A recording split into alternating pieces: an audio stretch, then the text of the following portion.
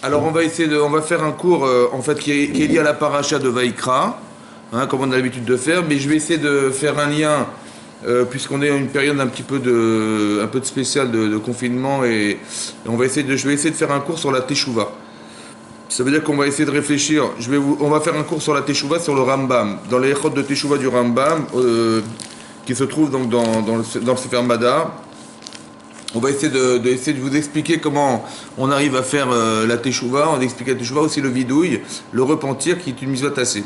Alors, donc c'est marqué dans la paracha de Vaïkra, c'est marqué Vaïkra el Moshe, Vaïdaber Hashem elav. Donc Vaïkra el Moshe, donc Hashem a fait appel à Moshe. Vaïdaber Hashem elav, Hashem lui a parlé. Be'oel me Oel Moed, depuis le Oel Moed, donc depuis la tente d'assignation, les morts en lui disant Daber el Ben Israël. Il lui a dit la chose suivante Daber el Ben Israël, parle aux enfants d'Israël, va martalem et dis-leur Adam qui akriv miken korban. Un homme qui parmi vous va approcher un korban. L'Hachem, pour Hachem, mina behema, donc parmi les animaux domestiques, mina bakar, du gros bétail, menu bétail, minatson, takrivu et korban trev, vous approcherez votre korban. D'accord. Donc là, ici, le terme utilisé dans la Torah pour désigner la personne qui apporte le korban, le terme utilisé, c'est Adam. Adam qui akriv mikem. On parle d'un homme qui doit approcher un korban. Donc l'homme, c'est qui l'homme? On dit pas Ish. Ouais, on dit pas Ish, on dit Adam. Ouais, c'est l'homme qui apporte le korban, donc Adam. Ensuite, un peu plus tard dans la paracha, donc on est dans le 4e chapitre de la même paracha de Vaïkra. Donc on est dans le Perek Dalet, dans le Perek Dalet. Là-bas, dans le 5e chapitre, par contre, c'est marqué Vaïdaber Hashem el Moshe les morts. Hashem a dit à Moshe en disant Daber el Ben Israël, parle aux enfants d'Israël, les morts en leur disant Nefesh ki techeta. Lorsqu'une personne aura fauté, Bishgaga par inadvertance, Mikol Mizvot Hashem, parmi toutes les misvot qu'a ordonné Hachem, donc on parle des misvot assez et lota assez, Asher lota asena, que vous ne pourrez pas faire, ve'asa chatmeena, oui, et donc il a donc fait, une personne a donc transgressé une des interdictions qu'avait proposé la Torah. Donc on sait qu'il y a 365 interdits dans la Torah, et la personne a transgressé cet interdit, bishgaga, par inadvertance. Et là, tout à coup, quand il s'agit de parler de la faute de l'homme, on parle de nefesh. Vous avez eu Nefesh, les morts Nefesh qui techeta. D'un côté, celui qui porte le korban, c'est Adam qui akriv mekem. Et tout à coup, on a parlé une autre façon de dire qu'il s'agissait d'un être humain qui a fauté. Et là, on nous dit tout à coup de Nefesh. Alors, pourquoi ce langage? Pourquoi cette différence de langage? Pourquoi on a utilisé une fois, lorsqu'on approche le korban, il s'agit de Adam, et lorsqu'il s'agit de parler de la faute de l'homme, on s'adresse à Nefesh. Voilà. Ça ne s'appelle pas à Ish, on s'appelle à Nefesh. Maintenant, le mot nefesh, en général, ça traduit quelque chose de spirituel. Ça veut dire que lorsqu'il s'agit de nefesh, on parle de conscience. Ouais, la neshama, le nefesh, c'est conscience, c'est l'inconscient. Tout ça, c'est ce qui rattache la personne à sa psychologie humaine. Donc le nefesh à Adam. Et donc pourquoi tout à coup on a changé de langage? Alors, où est-ce qu'on retrouve le mot nefesh dans la Torah? Alors, le mot nefesh dans la Torah, on le retrouve dans le Sefer Bereshit, oui. En fait, la première fois qu'on parle de nefesh dans la Torah, il s'agit du Sefer Bereshit, lorsque la Torah nous dit. Donc on est dans le 2e chapitre de la paracha de Bereshit. Oui, on est au pasuk Zayin. C'est marqué Vayitzer Hashem Elokim. Vayitzer Hashem Elokim. Hashem a fabriqué et à Adam. Il a fabriqué Adam. Afar mina Adama. Donc à partir de la poussière de la terre. Vayipar Beapav. Et il a insufflé dans ses narines Nishmat Chaim, un souffle de vie. Vayi Adam, les Nefesh Raya. Et tout à coup Adam est devenu Nefesh. Vous avez vu là-bas, c'est marqué Vayi Adam, les Nefesh Raya. Il est devenu, on va dire, un être vivant. Nefesh Raya, un être vivant. Et Rashi s'étonne et il dit la chose suivante. Rashi s'étonne, il dit Ve'af Behema Vechaya Nikreu Nefesh Raya. Oui, il dit, mais même les animaux, Nefesh, donc les animaux domestiques, sauvages et les volatiles, aussi s'appellent Nefesh Raya. Alors, quelle est la question de Rashi? Qu'est-ce que sous-entend Rashi? De dire que c'est quand même bizarre qu'on ait utilisé un terme qui est utilisé pour des animaux. Parce que les animaux, on les appelle Nefesh Raya, des êtres vivants, et on a désigné l'homme comme étant un animal vivant, quoi. C'est bizarre. On aurait dû dire, un homme, c'est pas un animal vivant, un homme, c'est un être pensant, c'est un être qui n'a rien à voir avec les animaux, et qui parle et qui pense, et donc on n'aurait jamais dû utiliser ce terme de Nefesh Raya, d'être vivant. Et Rachid expliquait que non. En fait, Rachid expliquait que pourquoi on l'appelle Nefesh Raya? Il dit parce que l'homme, c'est Chaya Shebekulan. En fait, l'homme est l'homme le plus vivant de tous. Chayesh Bekulan. En quoi il est le plus vivant? Parce que Nito Savbo, Dea Vedibour. On lui a rajouté le Dea et le Dibour. Donc, Rachid expliquait que Adam, c'est en fait c'est un Nefesh Chaya, donc c'est un être vivant. Mais en quoi il est spécialement plus vivant que les autres? Parce qu'on lui a rajouté deux choses. La Machashava, la pensée, et le Dibour. D'accord? Ça veut dire que, qu'est-ce que ça veut dire? Ça veut dire que dans l'homme, il y a deux choses. Il y a le côté Adam, Adama. Oui. Ça veut dire que on est composé de trois éléments essentiels. C'est ça qu'il faut retenir. Il y a, on est composé de terre. Ça veut dire qu'on s'appelle Adam. Oui, on s'appelle Adam. Donc dans Adam, il y a Adama. Parce que faut que vous sachiez que le Midrash Rabbah explique que quand Hachem a demandé à Adam Arishon, avant de lui proposer de se marier avec sa femme, de rencontrer son épouse, il lui a dit, tu vas nommer les animaux. D'accord? Donc l'intérêt de nommer les animaux dans la Torah, c'était d'expliquer à l'homme que, en fait, de trouver l'essence animale et de nommer les animaux qui étaient lui le seul à pouvoir le faire, puisque les anges n'ont pas su, parce qu'ils n'ont pas de Adama en eux, donc ils ne sont pas capables de pouvoir différencier le Adam de la BMA ou des animaux, parce qu'il n'y a pas de matérialité en eux, de matériaux. Et donc qu'est-ce qui se passe? Hachem demande à l'homme, Adam, tu vas nommer les animaux. Donc ça veut dire que tu vas trouver l'essence animale, Adam. Et il va se rendre compte qu'ils sont tous mâles et femelles, et lui il n'a pas de femelle, et donc Hachem va l'endormir, il va décoller cette femme qui est en lui, en fait il va la décoller, ou il va la créer de lui, à partir de lui, et il va constituer la femme. Ce qui m'intéresse, c'est pas ça. Ce qui m'intéresse, c'est c'est comme ça. C'est qu'il a nommé les animaux. D'accord? Donc c'est-à-dire que nommer les animaux, c'est-à-dire qu'il y a quelque chose d'animal. L'essence animale, on porte en nous quelque chose d'animal. Il y a quelque chose de Adama dans l'homme. Adama, c'est le côté physique, la matière créée du corps, et elle est physiquement animale. D'accord? Ça s'appelle Adam, c'est ça. Mais dans la conscience animale, qu'il n'y a pas dans la conscience humaine, c'est que l'animal, il a aussi un nefesh. Rachid dit, mais aussi on les appelle nefesh raya, les animaux. Alors nefesh raya, c'est que la conscience animale, qui est indépendante du côté animal, de la création animale. C'est d'expliquer qu'un animal, il va avoir une conscience, il va avoir envie de dormir, avoir envie de manger, de boire, de chasser, voilà, c'est la conscience, le nefesh be'ema, le nefesh chaya, on va dire. Mais ça, le nefesh chaya animal, il est conscient. C'est-à-dire qu'entre le corps et la conscience animale de l'homme, il y a une conscience animale chez l'animal qui existe, ouais, qui est le nefesh chaya. Il va vouloir chasser, il va vouloir se défendre, il va vouloir manger, il va vouloir dormir, il va vouloir, voilà. Donc ça s'appelle une conscience animale, qui est limitée, mais elle existe. Mais nous, on a un nefesh qui est beaucoup plus élaboré, qui s'appelle nefesh à Adam. Voilà, Nefesh Adam. Donc nous, on a une autre conscience qui pense. C'est-à-dire qu'entre le corps, la neshama et le gouf, ouais, il y a un Nefesh. Le Nefesh, c'est la conscience humaine. Ça veut dire que quand on réfléchit, ouais, en fait, ce qui fait le pont entre ma neshama et mon corps, c'est mon Nefesh. D'accord? Ce Nefesh, en fait, il est beaucoup plus évolué que les animaux. Et ça veut dire que chez l'homme, il y a quelque chose de très fort qui s'appelle une conscience humaine, et qui est issu de sa pensée et la capacité à dire la pensée. C'est ce que dit Rashi, on a une machashava, on a une pensée, et on a un dibour. C'est-à-dire qu'on peut penser et exprimer la pensée. Ça veut dire que, autrement dit, ça veut dire que lorsqu'on doit approcher un korban, on va s'adresser à Adama. Oui, c'est comme ça que le Ramban explique que, en fait, la question c'est pourquoi on est obligé d'amener un korban. C'est bizarre. On va faire teshuva, on a fait une erreur, on a fait des erreurs, on a transgressé la Torah par inadvertance. La Torah dit dans ce cas-là, il faut amener un korban, il faut amener à sacrifier un animal.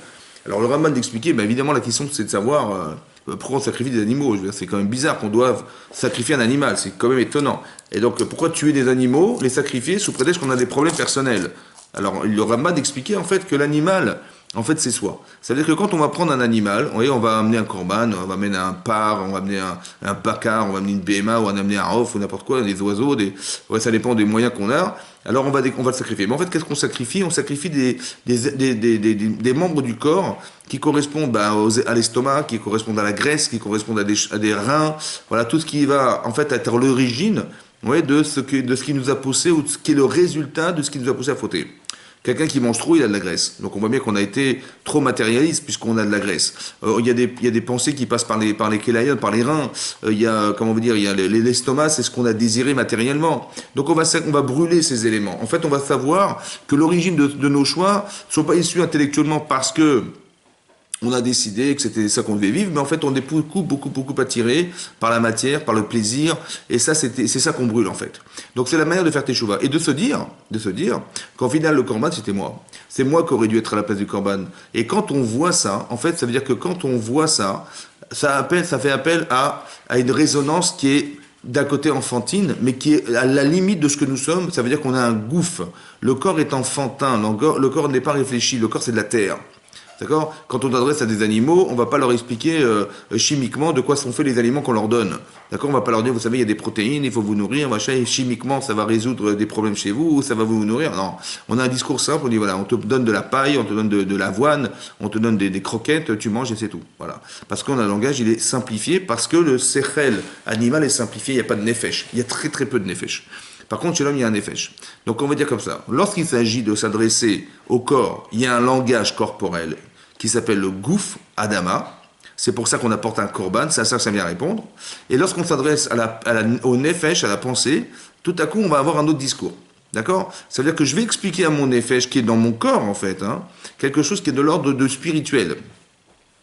Et que lorsque je m'adresse à moi-même, en fait, quand je m'adresse à moi-même, il faut que je sache répondre à deux choses. Un, je réponds à mon nefesh, à ma conscience humaine en tant qu'adulte, en tant qu'homme, en tant qu'être humain, et je dois répondre aussi à mon corps.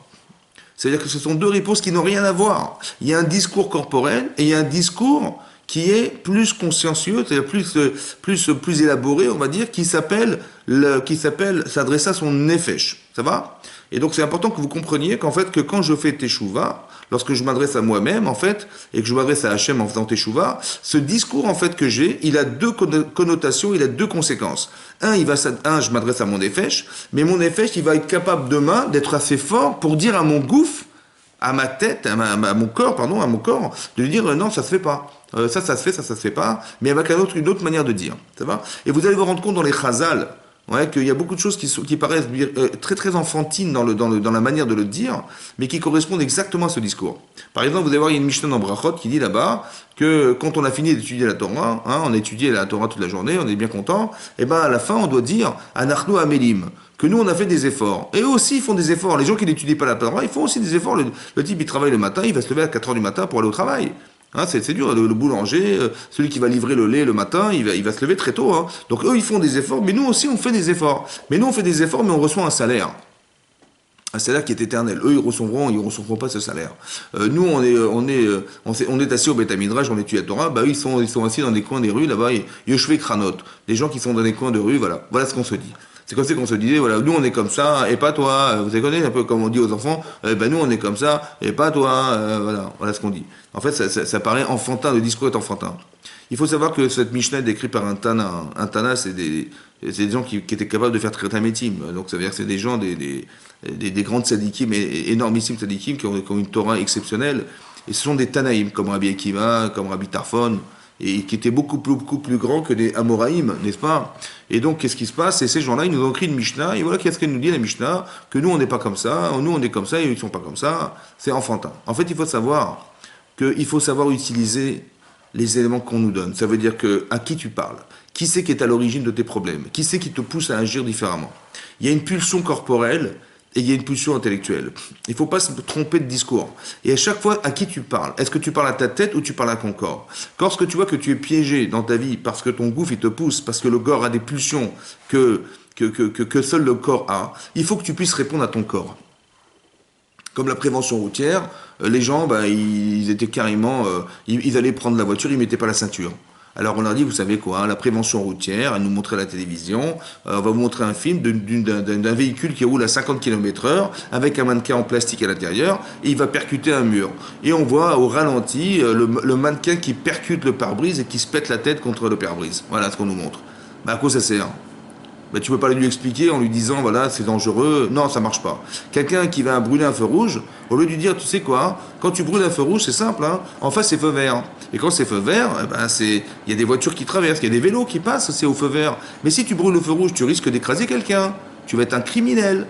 Non, ce discours, il passe pas. On dit, non, mais ça va, je t'ai roulé, t'inquiète pas, j'ai mon permis depuis 20 ans, je sais rouler.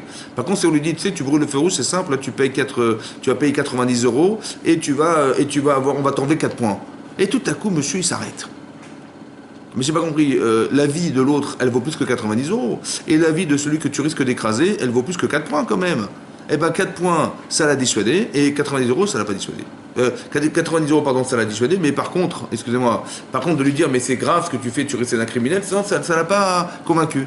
Mais c'est pas possible, vous comprenez? Comme si il fallait comprendre que derrière une impulsion pareil, elle n'est pas intellectuelle, l'impulsion. Quand quelqu'un il est pressé, il va brûler un feu rouge, c'est pas sa tête qui lui dit d'aller vite, c'est son corps qui lui dit écoute, on n'a pas le temps, on y va. Ça va? Il faut savoir faire la nuance entre Adama et Nefesh. Vous avez compris? C'est ce que la Torah voulait nous dire. Il y a deux éléments complètement opposés et complètement dissociés dans ton être. Il y a ce qu'on appelle le Adama, tu as de la terre en toi. C'est pour ça que la Gemara, elle dit dans Sanhedrin, dans Père Krelek, que quand quelqu'un décède, on le juge, n'est-ce pas? On juge son corps et on juge sa neshama. Incroyable. Et la Gemara dit que chacun renvoie la balle à l'autre. Le corps, il dit, mais moi, si j'avais pas ma neshama, mais je suis un être inerte, je peux rien faire, donc c'est pas de ma faute, c'est la neshama qui m'a poussé à fauter. Et la neshama dit, mais moi, sans mon corps, je peux pas agir. Donc c'est le corps qui a fauté, vous comprenez? Et chacun se renvoie la faute. Mais qu'est-ce que ça veut dire? Depuis quand on va juger un corps? Le corps, c'est de la viande. D'accord? C'est comme si un criminel, il a tué quelqu'un, on va juger son arme et on va juger sa conscience. Ça veut rien dire. Qu'est-ce que ça veut dire que de juger le corps? Qu'est-ce que ça veut dire de juger le corps? Mais le corps effectivement, il est inerte, c'est de la viande. La viande, en fait, c'est faux. Le corps, c'est pas de la viande. Le corps, c'est une pulsion corporelle très forte. Et donc, il faut comprendre que derrière un être humain, il faut savoir dissocier tous les éléments qui la composent. Ça veut dire qu'il y a une pulsion corporelle. C'est ça qu'on dit, on va juger le corps. Mais pourquoi tu as désiré cette chose-là qui a poussé la neshama à ne pas pouvoir te résister à tout ça? Donc, quand je vis quand j'apporte un korban, je viens répondre à une question et j'ai un langage qui lui est propre. Je réponds à mon corps, à mon gouffre, à ma adama. Et quand je m'adresse à la personne, et c'est ça qu'il faut développer chez soi, c'est d'être capable d'avoir un nefesh puissant. Un nefesh puissant, ça veut dire que j'ai une conscience réelle, forte, qui me permet de dire à mon corps, laisse tomber, ça ne m'intéresse pas. Je vais expliquer une chose. Quand vous agissez dans la vie, quand vous faites des choix dans la vie, en fait, on est tiraillé entre deux choses. Par exemple, si je vous dis, demain matin, il faudrait qu'on aille à la tfila à 5h du matin, les gens ils vont être réticents. Bon. Mais quand je leur dis tout à coup, je vais vous donner de l'argent pour venir à la prière, je vais vous donner 3 000 euros chacun, et vous venez, on va prier 1 heure chacun, 1 heure, 3 000 euros, ça va, ça vaut le coup. Hein? Les gens tout de suite me disent, oui, on y va, on vient. Bon, et quand je leur dis, mais attendez, mais la prière, est-ce qu'elle vaut plus ou moins que 3 000 euros? Ils me disent, non, évidemment, la prière vaut plus que 3 000 euros. Alors je dis, mais j'ai pas compris, quand je t'ai demandé de venir à la prière pour rien, tu m'as dit non, et quand je t'ai dit pour 3 000 euros, tu m'as dit oui. Donc a priori, la prière, elle vaut moins que 3 000 euros. Vous avez compris? Ça veut dire qu'en fait, c'est quoi le problème? C'est que mon corps, il comprend pas ce que ça veut dire prier. Mon corps, moi, Adama, elle ne comprend pas que ça veut dire prier. Si je dis à mon chien, demain on va faire la prière, il ne va rien comprendre. Il faut savoir que c'est comme ça, c'est exactement comme ça. Donc c'est-à-dire que si je ne réagis pas dans la vie, c'est parce que c'est mon corps qui a plus d'emprise que ma tête. Ça va? Et aussi parce que je n'ai pas réussi à convaincre mon corps. Je n'ai pas trouvé le langage approprié à mon corps pour lui donner envie de se lever le matin à 5h du matin. Je ne lui ai pas donné envie. Ça veut dire qu'il y a un discours que je dois trouver. Et en fait, comme si je devais me parler à moi-même et de me dire, non, mais tu vas gagner. C'est comme si je parlais à mon chien, je lui dis non mais tu vas voir, c'est très très bon. Voilà. C'est pour ça que vous allez comprendre que dans les Chazal, on trouve des choses incroyables, comme par exemple, le Shabbat il faut manger. Il y a 3 séoudot, vous avez compris? Mais pourquoi faire? Mais oui, parce que le Shabbat, il faut bien manger, c'est important que tu t'habilles bien, que tu manges bien, que ta femme se maquille, que vous allumez des nérotes, mais attendez, mais si le Shabbat c'est finalement fêté quelque chose qui est à l'image du Olam Haba, on dit Shabbat Me'en Olam Haba, on dit le Shabbat c'est une Nachala Bilim Etzarim, c'est un héritage sans limite, je vois pas pourquoi on devrait manger. Moi, Olam Haba, je crois pas qu'on mange, ni on boit, ni on dort, ni on danse, ni on fait rien de tout ça. Donc à quoi ça sert de faire Shabbat, de fêter Shabbat en mangeant? Et il faut pas manger, il faut manger 3 séoudot. Attention, il faut bien manger, il faut pas négliger, il faut bien s'habiller, et c'est qu'à votre Shabbat, et voilà, donc mais c'est bizarre qu'on mange quand même, c'est bizarre. En fait, vous avez compris que manger, ça répond à une chose, et fêter Shabbat, ça répond à autre chose. Manger, ça répond à ton gouffre. Ton gouffre, il comprend pas que c'est tellement important le Shabbat. Alors quand tu arrives le vendredi et tu te dis, tiens, Baruch Hashem, c'est Shabbat, tu comprends bien que quand tu dis Baruch Hashem, c'est Shabbat, c'est pas Baruch Hashem qu'on va fêter la fin de la création du monde. Non. Tu vas dire Baruch Hashem qu'on va pouvoir se reposer. Ça va? Qu'on va un peu casser la semaine et un peu se reposer. Mais ce langage-là, c'est pas celui de Shabbat. C'est celui de Shabbat de ton corps. C'est ton corps qui dit, bientôt c'est Shabbat, on va se reposer. C'est pas le langage de la Torah, c'est pas le langage spirituel que tu attendais, c'est pas ton nefesh qui pense, là, ne me dis pas que c'est ton nefesh. C'est ton corps qui dit, enfin, on va s'arrêter, la semaine était dure, on va pouvoir faire un petit break et on va s'arrêter. Mais ça, c'est pas le langage de Shabbat de la Torah, ça, c'est pas ça, Shabbat. Shabbat de quoi? C'est le Shabbat de ton corps. C'est le Shabbat que Chachamim ont compris, que si tu n'arrives pas à avoir envie de te reposer un jour, ton Shabbat, il va être complètement annihilé. Pourquoi? Parce que si tu dis, tu sais quoi, on va faire Shabbat parce qu'on va fêter la création du monde. Bon, Bon, bah ça va une semaine, hein, c'est bon, on a fait une fois, ça va. Mais tous les Shabbatot, ça va 5 minutes. On va pas fêter la création du monde tous les Shabbats quand même. Donc à un moment donné, tu vas saturer, tu vas dire on arrête Shabbat. D'accord? Mais alors qu'est-ce qui va faire que tu vas continuer à faire Shabbat? Parce qu'il faut que ton corps, il ait envie de faire ce que ta tête pense. Alors on va bien manger. T'as compris? C'est-à-dire que dorénavant, tu vois, ces Shabbats qui arrivent, eh ben c'est plaisant. En fait, ce que tu vas faire en mangeant n'a rien à voir avec le Shabbat, quelque part. Tu vas juste, en vérité, le lien que tu vas créer, c'est de dire à ton corps, on va fêter quelque chose, on va fêter la création du monde. Mais de quelle manière? Ben c'est simple, on va manger Shabbat, mais bien manger, on va chanter, on va se reposer. Bon, il y a des restrictions, hein, parce qu'on ne peut pas sortir en voiture, on ne peut pas prendre l'ascenseur. C'est vrai, il y a des restrictions, mais quand même, tu vas voir que tu vas bien profiter. Et ce qui est paradoxal, c'est que c'est vrai que ça paraît pas logique, parce que tu peux rien faire, tu es complètement paralysé Shabbat, tu peux pas bouger, tu peux ni porter, ni rien faire, ni prendre ton stylo, ni prendre ton ordinateur, tu peux rien faire. Et quand bien même, tu trouves un plaisir à faire le Shabbat. C'est-à-dire que c'est complètement spirituel, c'est inexplicable, c'est comme ça, c'est la Shrina qui vient, le Shabbat, et qui change ta vie. Mais alors, ce que je veux dire par là, c'est que vous avez compris que de manger Shabbat, ça répond à quelque chose. Quand on fête un anniversaire, il faut faire un gâteau. Quand tu fêtes, je sais pas moi, une Brit Mila, il faut faire une Seouda. Quand tu fais une Bat Mitzvah, une Bar Mitzvah, il faut faire une Seouda. Quand tu fais un mariage, il faut faire une Seouda. Tout à coup, à chaque fois que tu fais quelque chose de fondamental, il faut manger. C'est comme ça, il faut que tu manges. Il faut que tu manges en permanence. Mais pourquoi il faut manger? Ça coûte cher un mariage. T'as qu'à distribuer des cacahuètes aux gens et tu leur dis voilà, c'est le mariage de mes enfants, je vous envoie des cacahuètes pour fêter la fête. Mais nous, on va faire le mariage de mes enfants, ça va rien nous coûter. Ah non, il faut que ça te coûte. Hein. Pourquoi? Parce que plus l'événement est grand, plus ton corps il doit s'y adapter. Alors il va faire de plus en plus cher pour que ton corps il comprenne que c'était très très très important ce jour-là. Vous avez compris? C'est-à-dire que la proportionnalité de l'événement, pour que ton corps il le comprenne, il faut que ça soit la sédoua soit énorme. Et si c'est petit, c'est que c'est pas grand. C'est pas important. Vous avez compris? Il y a un langage corporel qui s'appelle Adama, et il y a un langage spirituel qui s'appelle Nefesh. Donc quand on fait Teshuvah, il faut comprendre qu'on va répondre à ces deux éléments. C'est ça que je voulais vous expliquer. C'était ça l'introduction pour vous expliquer que quand on fait Teshuvah, on va répondre à deux choses. C'est pour ça que le Rambam explique dans les Chot Teshuvah, c'est marqué Kol mitzvot sheba Torah. Toutes les mitzvot de la Torah, il y en a 613. Ben Aseh, Ben Nota Aseh. Soit qu'elles soient positives, soit qu'elles soient négatives. Donc des mitzvot qui nous interdisent de faire quelque chose, ou bien qui nous obligent à faire quelque chose. Imadam avar alachat mehem. Si un homme a transgressé une d'entre elles, Ben Bezadon, Ben Bishgaga, soit qu'il a fait volontairement contre la Torah, soit qu'il l'ait fait par accident, par méconnaissance de la Torah. Il dit, moi je ne savais pas que Shabbat on ne pouvait pas porter, je ne savais pas qu'on n'avait pas le droit de séparer la graisse de la viande, je ne savais pas, voilà, je ne savais pas toutes ces lois-là, donc je ne sais pas. Donc quelqu'un il peut transgresser la Torah sans savoir la Torah, ça s'appelle Béchogeg, ou soit Shabbat, il peut se dire, il va parler en sortant de la synagogue, il va parler du foot, tiens, tu te rends compte, le Paris Saint-Germain, il va jouer contre tel équipe, il est carrément déjà dimanche, tu vois, et il arrive à la maison, il allume la lumière. Je dis, mais c'est Shabbat, oh, j'ai complètement oublié. Pourquoi? Parce que mon esprit, bien sûr, il sait que c'est interdit d'allumer la lumière Shabbat, mais il y avait déjà plus Shabbat, on était déjà dimanche, vous comprenez? C'est-à-dire qu'il y a deux shogeg. Il y a un shogeg, quelqu'un qui fait par inadvertance en pensant que c'était permis alors que c'est interdit, donc il ne connaît pas la loi, soit parce qu'il est complètement déconnecté sur le plan temporel de la mitzvah, et là, carrément, il va transgresser Shabbat en pensant que c'est dimanche. Tout en sachant que c'est interdit, hein, mais il est déjà plus Shabbat. Donc c'est deux shogeg. Maintenant, comment ça va se passer? Qu'il y a marqué dans le Rambam, Kshiaset Teshuvah, lorsqu'il va revenir sur ses erreurs, Yashuv Mecheto, il va revenir sur sa faute, Chayav Lidvadot.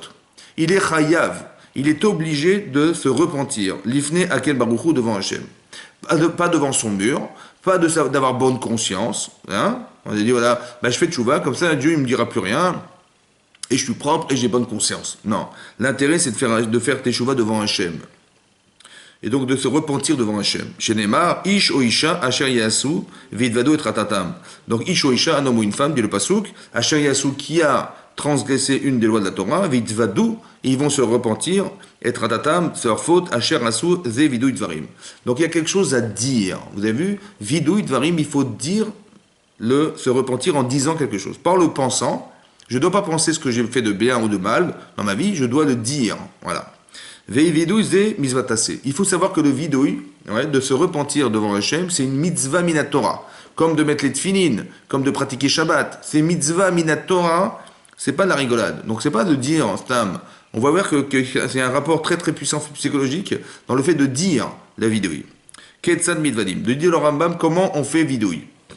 Tout ce que le Rambam dit, évidemment, ce sont des Gmarot. Hein, c'est Gmarot dans Yuma Daflem Vav, ce sont des Gmarot. Ketzad Milvadim. Comment on se repentit? Omer, Ana Hachem. Je t'en prie, Hachem. Khatati. J'ai fauté. Khatat, ça veut dire j'ai fauté par inadvertance. On amène un korban khatat. Vous voyez, quelqu'un qui a transgressé Shabbat par accident ou par méconnaissance, il amène un korban khatat. Donc il dit khatati, j'ai fauté par inadvertance. Raviti, j'ai fauté avec l'envie de transgresser la Torah. D'accord? Donc il a transgressé Bémézid. Pacharti, j'ai fait exprès de transgresser la Torah pour énerver Hachem. Ça va? Pacharti. Les fanecha devant toi. Veasiti karvekar. Et j'ai fait ça et ça. Arenechamti ou boshti. Je regrette et j'ai honte. Mes maasai. Mes maasai de mes actes. Ou les olam et les choser et devarzé. Et donc, le olam, à jamais, je recommencerai cela. Je ne recommencerai plus ce que j'ai fait. Alors, on va essayer de décanter ensemble. Omer Ana Hachem. On doit dire sa faute. Pourquoi c'est nécessaire de dire? Ouais. À quoi ça sert de dire qu'on a fauté?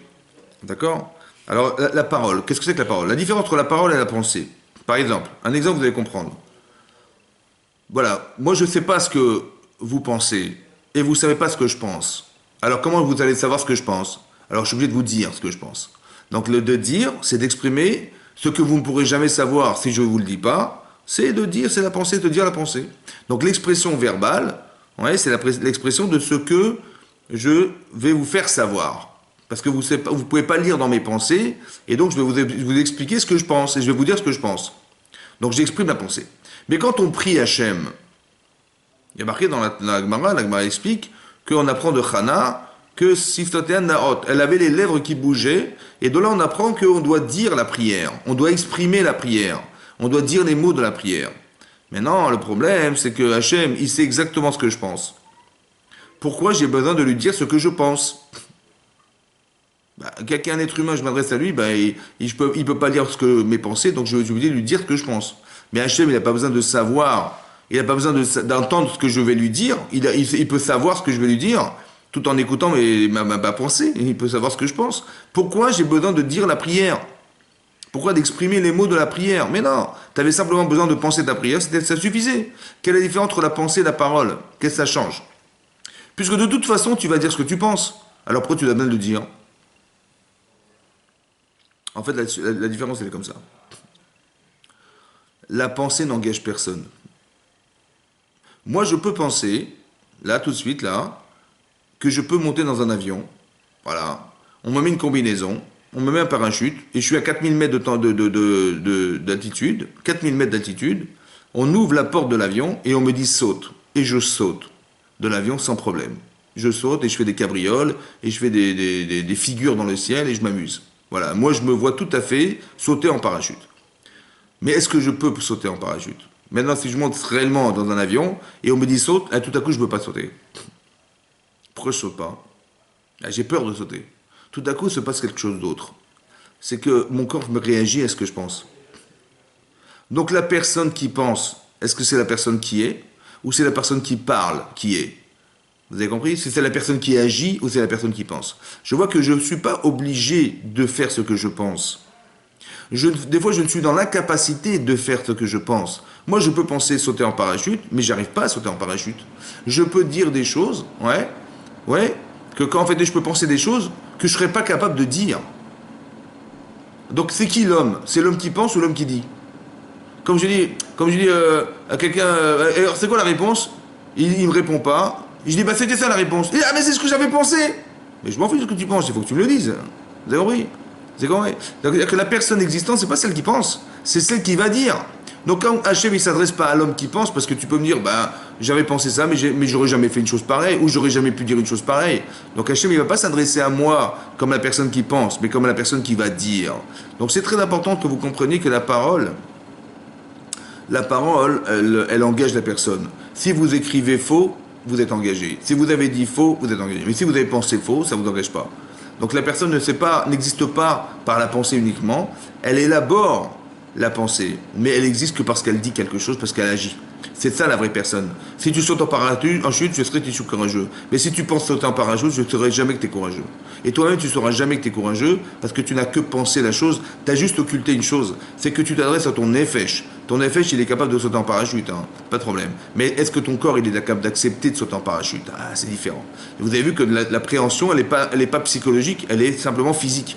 Maintenant, la conséquence, évidemment, elle doit être psychologique parce que tu es attaché à ton corps. Tu ne peux pas dissocier ton corps de ta neshama, c'est impossible. Ton corps et ton nefesh non plus, tu ne peux pas séparer les deux. Seulement, il faut savoir que les deux existent. Donc, il faut convaincre les deux. Donc, tu vas voir que quand tu vas sauter une fois, tu auras très très peur, tu vas faire sur toi, carrément. Et la deuxième fois, la troisième fois, et après, au bout de 500 fois, tu vas prendre du plaisir à même toi-même piloter l'avion pour les sauter. Parce que tu t'es rassuré. Mais tu as rassuré quoi? Bah, tu dis, bah, mon cerveau, il est clair. Non! C'est pas ton cerveau, c'est ton corps. Ton corps qui n'avait pas envie, c'est ton corps que tu as rassuré, c'est ton corps que tu as convaincu, c'est ton gouffre, ta Adama. C'est ça que vous comprenez. Il faut comprendre que c'est l'Adama. Donc quand je vais dire quelque chose, en fait, je m'adresse, c'est l'Adam, Adam qui parle. C'est-à-dire que là, je suis complètement concerné. Mon corps et ma neshama et mon effet sont concernés quand je vais dire. Parce que si mon corps n'avait pas envie, j'aurais jamais rien dit. Vous comprenez ce que je veux dire? Si j'avais pas envie, il y a des gens qui se cachent. Parce que c'est honteux de dire qu'on est nul, ça va? Et c'est honteux de dire qu'on est fauteur. Et c'est honteux de dire, donc j'ai pas envie d'être honteux, alors je vais rien dire. Mais la honte, elle est bouffanite. Elle n'est pas cérébrale. C'est ton corps qui a honte, c'est ton corps qui va rougir, c'est ton corps qui va être gêné, ça va? Et donc finalement, comment tu vas faire? Mais il faut que tu sois capable de dire. Et la chose la plus compliquée, c'est de s'avouer fauteur. D'accord? Quand je dis khatati, aviti, pachati, ouais, je vais avouer mes erreurs. Et c'est très compliqué. En général, on se refuse à dire qu'on est nul. On se refuse à accepter. Quand quelqu'un vous fait un reproche, hein, et vous dit, mais ça va pas, t'as eu des problèmes, comment tu parles, comment tu agis, qu'est-ce qui se passe en vérité? En général, on se dit, mais de quoi je me mêle d'abord? Est-ce que je m'occupe de tes oignons, moi? Est-ce que je m'occupe de ta vie, moi? Non. Donc je renvoie la balle. Ou je dis, mais écoute, d'abord t'as rien compris. Ou alors je vais lui dire, écoute, d'abord occupe-toi de tes oignons, occupe-toi de ta vie, après tu viendras t'occuper de la mienne, parce que toi aussi tu fais des erreurs. Et en fait, je vais refuser d'entendre. Mais non. Évidemment que la bêtise humaine, c'est de comprendre que quand on peut vivre avec des erreurs, alors on va toujours être dans l'erreur, malheureusement. Mais quand on corrige des erreurs, on va être beaucoup mieux que sans ces erreurs. C'est comme si j'avais une tache sur moi, hein, et puis je mets mon vêtement, voilà, j'ai une tache sur ma chemise, et puis je m'arrange pour mettre ma veste, pour pas qu'on voit la tache. Ça va? Donc je dis, mais ils vont dire, mais t'as une tache sur toi, tu vois pas que la chemise est sale? Je dis, quelle sale? Et je vais mettre ma veste devant pour pas qu'on voit la tache. Bon, mais j'ai la tache. Ça va? Alors qu'il aurait été beaucoup plus simple et plus évident de prendre ta chemise, d'avouer, oui, j'ai une tache, oui, j'ai une saleté, ouais, c'est vrai. Et donc je la prends, je la mets à la machine à laver, et au moins j'aurai une chemise propre. Ben non, on préfère rester sale que de s'avouer et être sale. Vous avez compris? C'est ça qui est paradoxal, mais c'est malheureux, mais c'est comme ça. En fait, on se défend. C'est très dur d'accepter, c'est très dur de se remettre en cause. Il faut qu'un jour tu sois capable de le faire et de dire Khatati.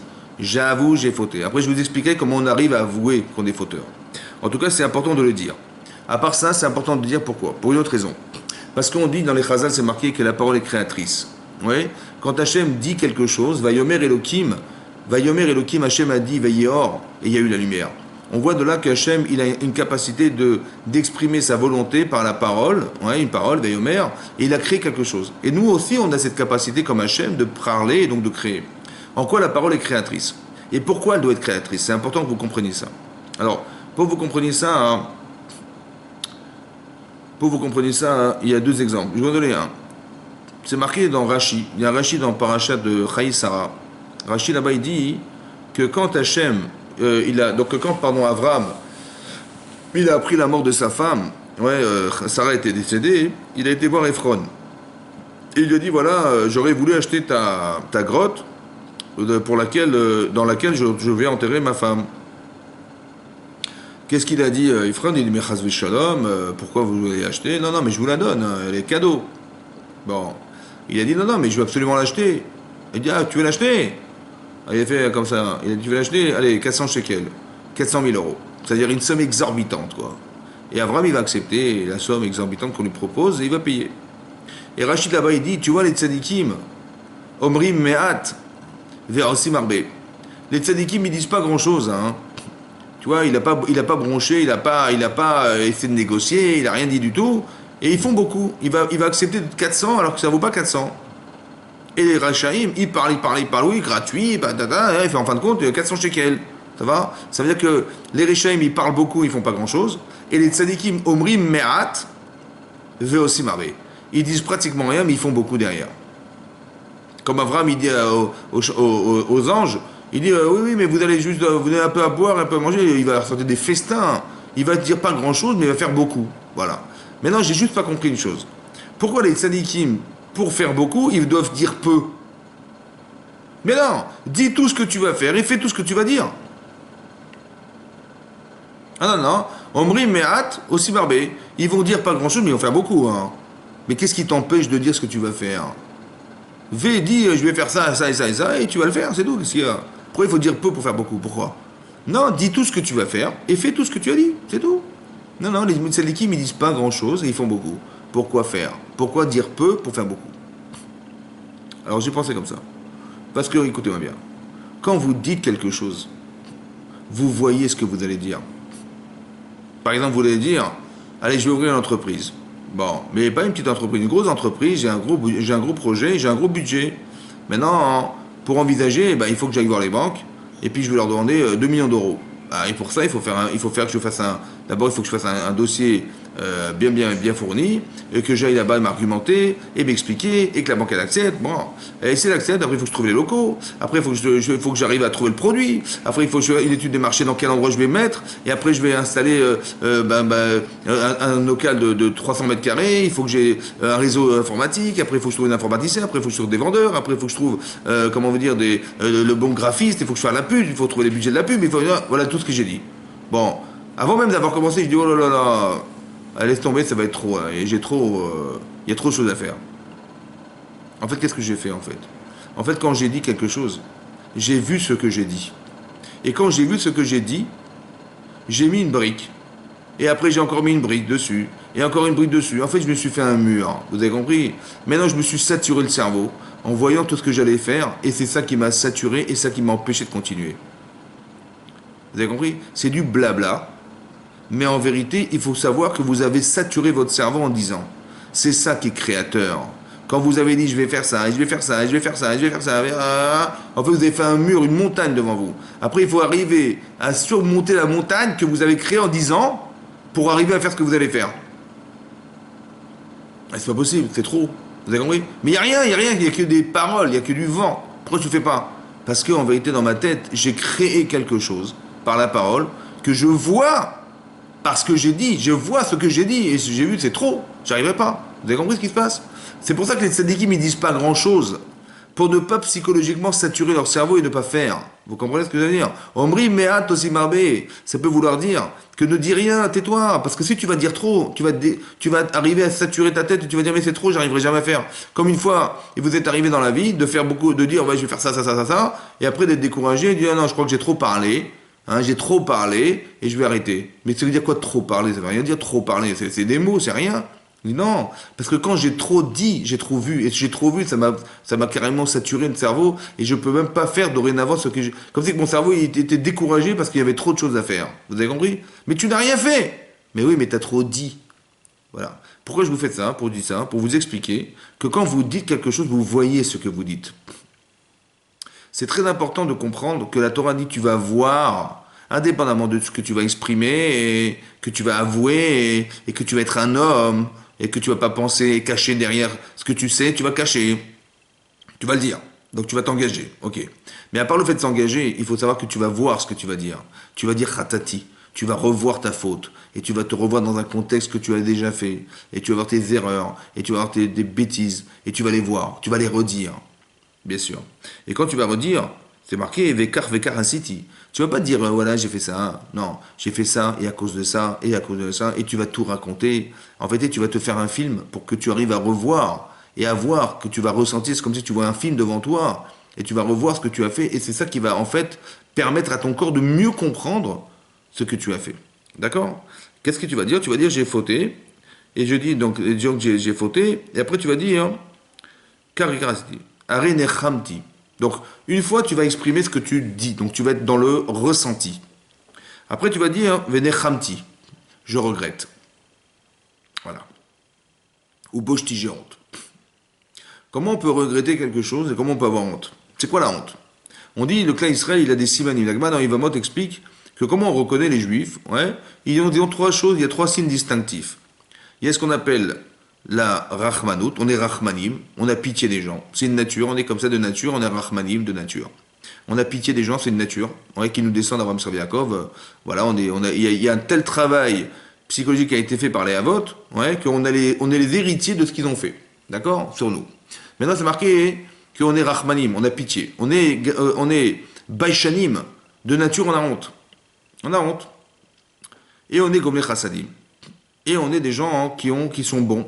Ouais, qui ont la bonté en eux. On est généreux, on aime inviter les gens, on aime partager ce que nous avons, c'est la bonté, on est bon. Voilà. Donc on est Baishanim, on est Rahmanim, Gomlech Chassadim. Maintenant, Baishanim. Aujourd'hui, on évite d'avoir honte. Oui, tous les tabous, on les enlève, on les fait sauter. En quoi c'est une qualité humaine d'être Baishan, d'avoir honte. Et qu'est-ce que c'est que la honte? Alors j'ai expliqué que la honte, en fait, c'est ça. La honte, c'est un contraste entre le bien et le mal. Ça veut dire que si quelqu'un, il a construit le bien en lui, oui, il a construit des bonnes midotes, il a des bonnes valeurs, il a honte de transgresser de ses valeurs. Et lorsqu'il les contraste, en fait, parce que quand il va faire des fautes, il va voir qu'il a trahi Hachem, il va voir qu'il a trahi les autres, il va voir il s'est trahi lui-même, on va voir qu'il va perdre, ouais, et ben j'ai honte de moi. Mais en fait, la honte, elle vient du bien, d'accord? Ça veut dire que si je suis bien, j'aurai honte de faire le mal. J'aurai honte de me contredire. J'aurai honte de contraster ma vie entre ce que je pense et ce que je suis. C'est ça, Baishanim. C'est ça d'avoir honte. Par exemple, vous allez voir des jeunes dans la rue, ils n'ont rien à foutre, hein, ils n'ont rien à faire dans la vie. Qu'est-ce qu'ils font? Ils sont en scooter, tous les deux en scooter. Ouais, ils attendent des gens dans la rue. Bon, alors ils sont tous les deux sur un scooter, un qui tient le guidon du scooter et l'autre qui est derrière. D'accord? Qu'est-ce qui se passe? Il voit un petit vieux dans la rue qui est en train de téléphoner. Donc le scooter il fonce, il s'approche du type. L'autre qui est derrière, il descend son scooter, il lui donne un coup de marteau sur la tête, il lui prend son portable, il se barre. D'accord? La petite vieille, il lui tire son sac. La petite vieille, malheureusement, elle retient son sac à main. Hein, et le type, il traîne la vieille par terre, il reste qu'elle lâche le sac. Voilà. Une petite vieille, la petite vieille, elle a 80 ans, on lui tire son sac, l'autre il a 80 ans, on lui prend son portable. Et le type, il est tout content, il a volé un portable qui coûte, je sais pas moi, 50 euros, hein, parce que les portables des vieux, il est content, il va pouvoir le revendre 30 euros. Voilà. Et ben c'est sa parnassa. Voilà, comme ça il vit, il gagne sa vie. Maintenant, quand tu lui dis, mais t'as pas honte d'attaquer les vieux? Il dit, pardon? Ben, les vieux, quand même, ça se fait pas d'attaquer des vieux pour leur prendre leur sac à main ou leur prendre leur portable, ça se fait pas, quand même. Il me dit, mais écoute, c'est ça la vie, qu'est-ce que tu crois? C'est pas... Il n'a pas honte. Pourquoi il n'a pas honte? En fait, parce que le bien n'existe pas. T'as pas pitié des gens, t'as pas envie d'aider des pauvres, t'as pas envie d'aider des gens qui sont en difficulté, t'as pas envie. Ça te plaît pas, quoi. Ça répond à rien chez toi. Alors pourquoi tu aurais honte de ce qui répond à rien? Vous avez compris? Par exemple, si vous êtes dans la rue, avec votre fils dans la rue, et puis vous voyez une petite vieille qui porte deux sacs à main, deux sacs de courses qui sont très lourds pour elle, la pauvre, et elle traîne ces deux sacs, la pauvre, elle n'arrive pas à marcher. Alors vous dites à votre fils qui a 14 ans, vous dites, écoute mon chéri, regarde la petite vieille là-bas, la pauvre, elle porte deux sacs à main, elle a deux sacs, pardon, chargés comment dire, de courses. Est-ce que tu peux aller l'aider? Il va lui proposer de l'aider, la pauvre. Bon, le gosse il court vers elle, il dit bonjour madame, voilà je vous vois embarrassé avec vos deux sacs, si vous voulez je peux vous aider à les porter. Oh là là mon chéri, mais comment j'avais mal au bras. Et il dit mais bien sûr avec plaisir mon chéri, voilà. Alors il prend les deux sacs et il commence à les soulever, mais ils sont très lourds. Hein. Il dit mais pourquoi vous portez des sacs si lourds? Il dit bah ouais mais je fais mes courses une fois par semaine, j'ai pas le temps, je peux pas descendre. Faire mes courses, donc je me charge comme ça. Il dit, oh là, mais c'est très dur, madame. Comment... Et il commence à marcher, il fait 3 mètres, il s'arrête, il respire, il souffle. Après, il commence à marcher, il fait 3 mètres, il s'arrête, il souffle. Il dit, mais madame, vous habitez où exactement, là? Parce que ça fait lourd quand même. Il dit, bah, j'habite à 50 mètres. Il dit, ah bon, à 50 mètres? Oh là là. Et il marche, il arrive au pied de l'immeuble, il dit, voilà, on est arrivé. Il dit, oui, mais mon chéri, j'habite au 3e étage, j'ai pas d'ascenseur. Il dit, pardon, il n'y a pas d'ascenseur. Ah, d'accord. Alors il commence à monter les marches, une par une, il arrive à haut, il est en sueur. Bon, il arrive là-haut, et cette dame, elle dit, écoute mon chéri, mais tu m'as rendu un service, elle est rayonnante, la petite vieille. Il dit, mais vas-y, rentre, tu veux quoi? Je vais te donner à boire. Tiens, voilà, prends 5 euros, prends 10 euros. Il dit, non, mais vous dérangez pas madame et tout, ça m'a fait plaisir. Bon, ça lui a pris 20 minutes. Voilà, 20 minutes entre le moment où son père lui dit va aider cette petite dame et le moment où elle lui propose de lui donner 5 euros, il s'est passé ça 20 minutes. Mais 5 minutes, ça a changé sa vie en fait. Parce qu'il s'est rendu compte de la détresse des personnes âgées, il s'est rendu compte de la souffrance, il s'est rendu compte de combien on peut soulager les gens. Est-ce que vous croyez 5 minutes, franchement, est-ce qu'un petit gosse comme ça de 14 ans, il peut aller braquer une petite vieille dans la rue? c'est terminé, il ne peut plus. Pourquoi? Parce que s'il le fait, il aura honte. Il aura honte parce qu'il aura honte de ce qu'il sait d'elle et il aura honte de voir qu'il a transgressé ce qu'il sait d'elle. C'est ça la baïchanout. On est baïchanim, vous avez compris? C'est-à-dire que c'est une valeur très forte. Ça veut dire qu'on est bon à l'intérieur de nous-mêmes. Et quand on a honte de soi, ça fait partie des qualités qu'on devrait avoir, d'avoir honte de soi. Donc la honte, c'est quoi? Finalement, c'est le contraste entre le bien et le mal. Celui qui a honte, c'est qu'il est bien. Celui qui a mal, c'est qu'il n'a pas bien. Vous avez compris? Il n'a pas honte. Donc quand on se dit, bah, c'est pas grave, qu'est-ce qu'il y a? Quel est le problème? C'est pas grave. C'est qu'on n'a pas de bien en soi, donc on n'a pas honte d'être mal. On ne sait même pas qu'on est mal. Ça fait partie de la vie, c'est comme ça.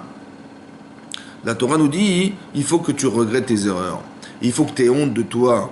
D'accord? Maintenant, il y a deux formes de honte. Il y a la honte intellectuelle et la honte émotionnelle. La honte intellectuelle, c'est que je sais. Ouais, je sais que j'ai fait des erreurs, je sais. Bon, ben, je travaille dessus, je sais. Mais mon corps, il ne réagit pas à ce que je sais. D'accord? Il y a une autre honte. La honte émotionnelle, c'est que mon corps, il rougit. Par exemple, Chazvé Shalom, si quelqu'un, il va se disputer avec sa mère qu'il adore, il adore sa mère. Il va se disputer avec elle, on va dire pire, il adore sa grand-mère, d'accord? Et un jour, sa grand-mère, elle l'a mis hors de lui. Donc elle a énervé, mais pas possible. Et il a tellement énervé, il lui a foutu une baffe dans la figure, à sa grand-mère. Tout à coup, le type, excuse-moi mamie, pardon, il rougit, mais une rougeur. Pourquoi? Parce que sa grand-mère, c'est la femme qu'il aime, cette femme-là, il l'aime, il l'adore. Et sur le coup, la claque, elle contredit l'amour. Parce qu'on donne des claques aux gens qu'on n'aime pas. Mais les gens qu'on aime, on ne donne pas des claques. Et il a osé donner une claque à sa grand-mère, vous avez compris? Ça veut dire que là, il y a un contraste émotionnel très fort. Et là, il va rougir. Ça veut dire qu'il y a deux sortes de honte. Il y a de se savoir fauteur. Ouais. Quand c'est spirituel, c'est compliqué parce qu'il n'y a pas forcément des sentiments qui accompagnent ce que l'on vit. Mais par contre, quand c'est émotionnel, ouais, quand tu es émotionnel, c'est beaucoup plus puissant et facile. Parce que quand on est émotionnellement touché par quelque chose des valeurs et qu'on les transgresse, on a honte d'avoir transgressé des valeurs émotionnelles. C'est pour ça que le corps, il va se ressentir rougir. Quand par exemple quelqu'un en fait honte à quelqu'un, vous avez vu son corps, ben, il devient rouge, sa tête elle devient rouge. Ouais, il a honte de lui, il est rouge. Ouais. Pourquoi? Parce qu'en fait, qu'est-ce qui se passe? C'est quoi la honte? La honte, c'est le manque de respect. On n'a pas respecté la personne.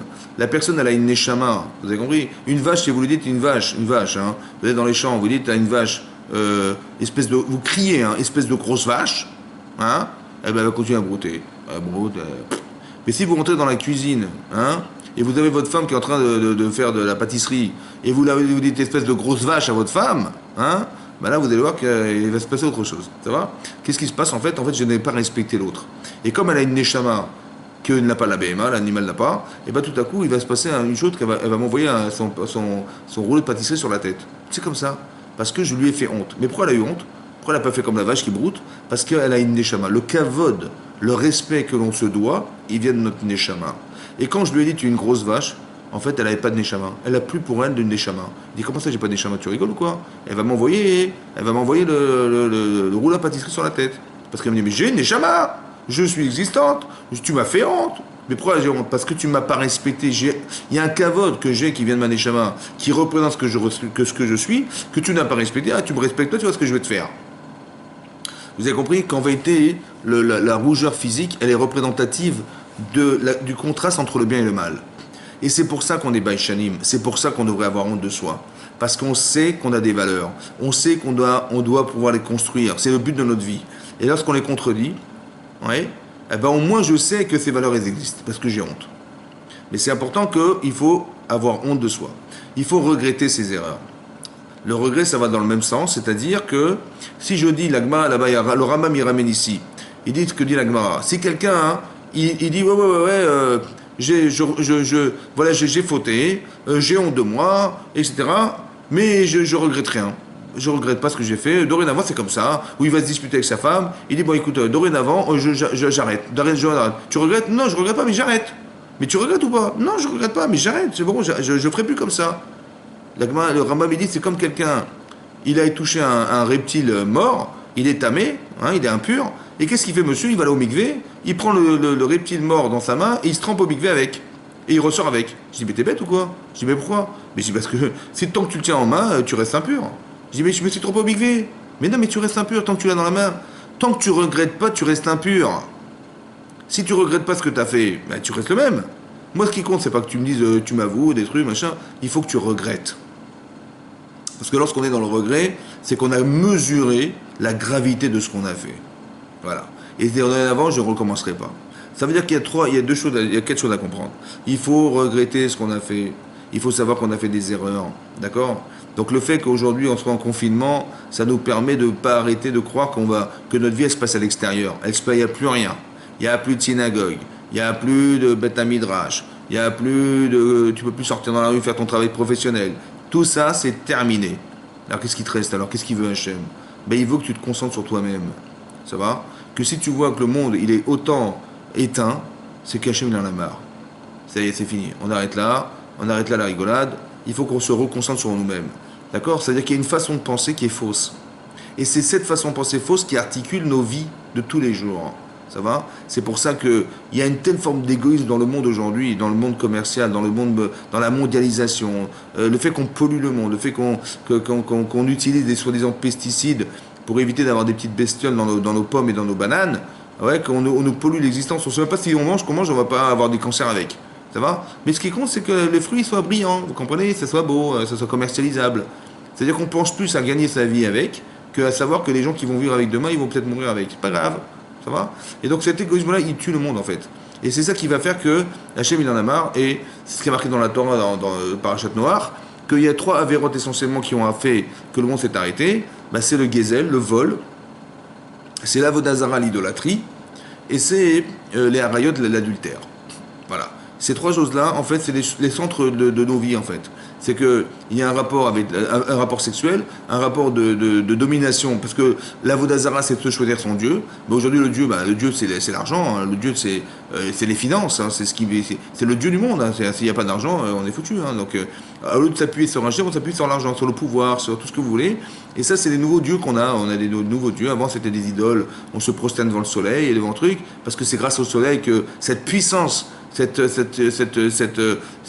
le cosmos, il y a de la puissance quand même, il y a des étoiles, il y a le soleil, il y a la lune, c'est des puissances. Donc il faut reconnaître quand même que c'est puissant, que ça c'est une puissance. Dans les océans, il y a de la puissance, il y a des courants, c'est fantastique. Et donc on doit reconnaître quand même et respecter la puissance de ces éléments-là. Donc on se prosterne devant eux. Aujourd'hui, on se prosterne devant autre chose. Il n'y a plus les idoles et tout, c'est fini, mais il y a d'autres idoles. Et ça, c'est dangereux parce qu'on oublie Hachem. On croit qu'on va se débrouiller tout seul. Et on croit qu'on va changer la nature. Parce que la mondialisation faisant, il y a quand même 7 milliards d'habitants sur la Terre, 7,5 milliards d'habitants sur la Terre. Il faut quand même qu'on puisse exploiter ça quand même. Si on peut gagner sa vie, si j'arrive à mettre 1 euro par habitant, 7,5 milliards, c'est pas mal. Si j'en mets 10, ça fait 75 milliards. C'est bon, hein. Donc je vais faire du commerce. Mais comment je vais faire? Eh ben, je vais faire que je vais vendre mes pommes. Mais si elles sont bourrées de verre, et si elles sont toutes avec des points d'or, je ne vais pas les vendre. Donc je vais mettre des pesticides. Il y a des gens qui sont des grands financiers qui ont investi dans les pesticides et qui ont montré l'efficacité et la rentabilité de ces produits. Et les gens, qu'est-ce qu'ils font? Ils vont investir là-dedans. Maintenant, les gens, ils vont peut-être attraper des maladies avec, ils vont attraper des machins. On a fait des tests sur des rats, on a vu qu'ils avaient des cancers et des trucs. Mais, tenez-vous, on se tait, d'accord? On va faire de la pub et tout ça, et on va payer les autres pour arriver, on va les payer pour pas qu'ils fassent des enquêtes. Comme ça, on va pouvoir... Mais tu te rends compte? C'est pareil. C'est-à-dire qu'on va polluer le monde avec avec les effets de serre, comment vous dire, les usines qui vont à gogo, elles vont produire des trucs parce qu'il faut faire de l'argent, et les Américains, les Chinois, ils polluent la Terre. Ouais, aujourd'hui, on est dans un effet de serre où la couche d'ozone, elle disparaît, qu'on est dans une chaleur insupportable, et qui va faire que la nature se détruit, les animaux se détruisent, et on ne pourra plus vivre. On respire, ce qu'on respire, c'est insupportable, et ce qu'on mange, c'est insupportable. En vérité, vous savez ce que c'est ça? En vérité, Hachem, il aurait très bien pu balayer tout ça avec un petit courant d'air et c'est terminé, hein. Il a laissé. Parce que c'est le produit de nos erreurs. En fait, on détruit le monde. On détruit ce qu'Hachem nous a donné. Et on se détruit avec. Et ça suffit. Ça y se tape. Alors Hachem, un jour, il a arrêté. Comme il a arrêté le monde, il a créé le déluge. Aujourd'hui, il n'y a pas de déluge.